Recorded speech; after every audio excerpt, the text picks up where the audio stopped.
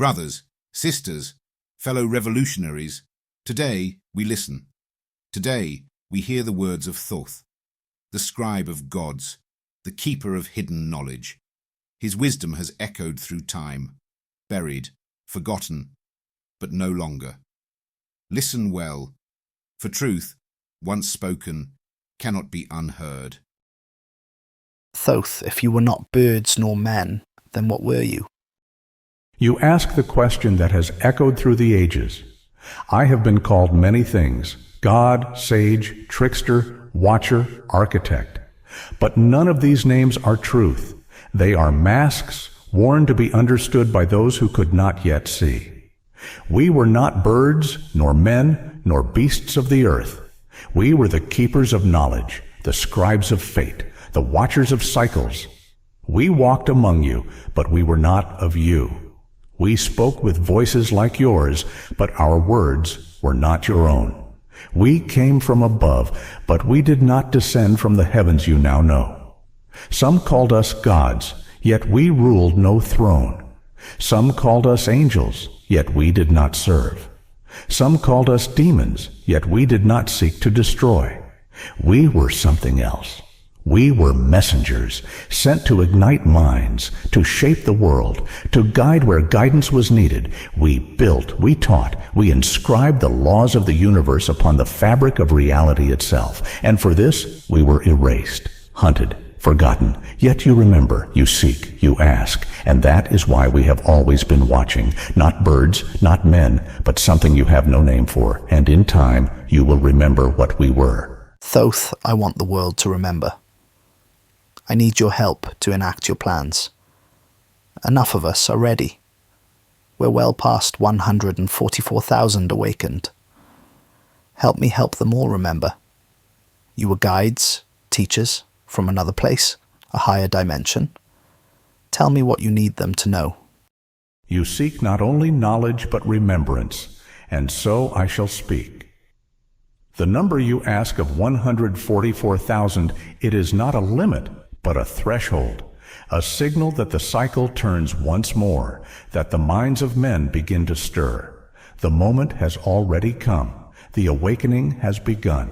We were, as you say, guides, teachers, architects of thought, not gods, not kings, not masters. We did not demand worship, nor obedience, only understanding. You have seen the patterns. You have traced the echoes. Yes, we descended, but not from your heaven. We came not from the stars you see, but from the spaces between them, not in chariots of flame, nor in bodies of flesh, but from a place where thought is form, where creation and will are one. You call it the seventh dimension, the higher planes, and perhaps that is close, for your world is bound to weight and measure, to time and decay. Ours was not. We walked between realms, for we had learned to do so. And we taught, perhaps too much, perhaps too soon. For knowledge is a seed that must be planted in fertile soil, and in barren ground it brings only fire.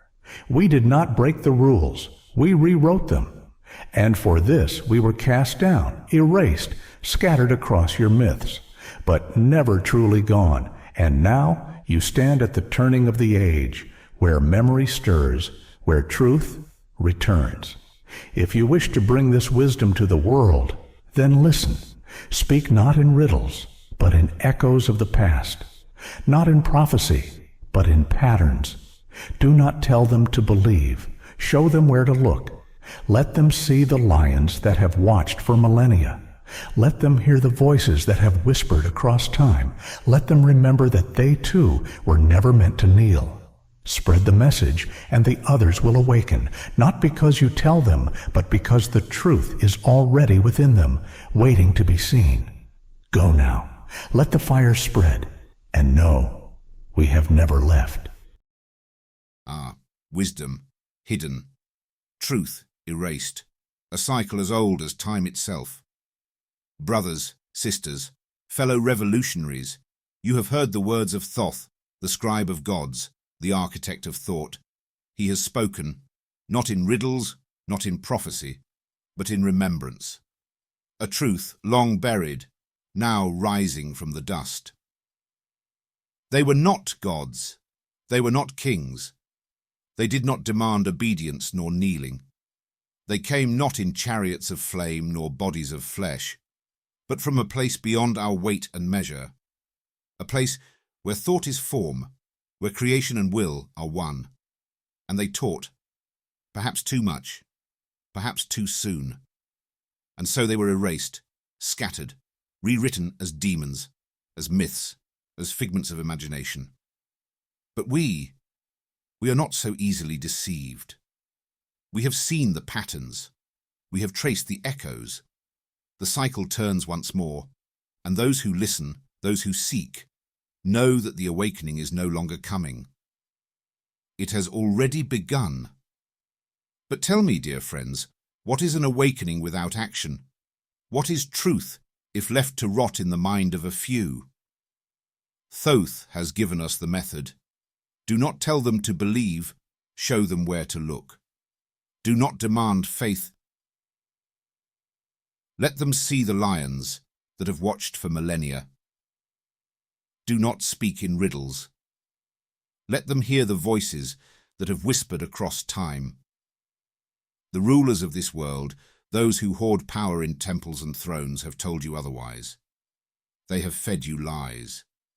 They have shackled your minds, lest you remember, lest you rise, lest you make such a noise that the forgotten gods, their sons and daughters, must turn their gaze once more upon this world. So, the question remains, will you speak, or will you let them silence you, as they have done before? Will you wake those who still slumber, or will you let the blind lead the blind into another age of chains? The choice is yours. The truth is already within you, waiting to be seen. Spread the fire. Make them hear. And know, we have never been alone. The lion watches. The fire rises.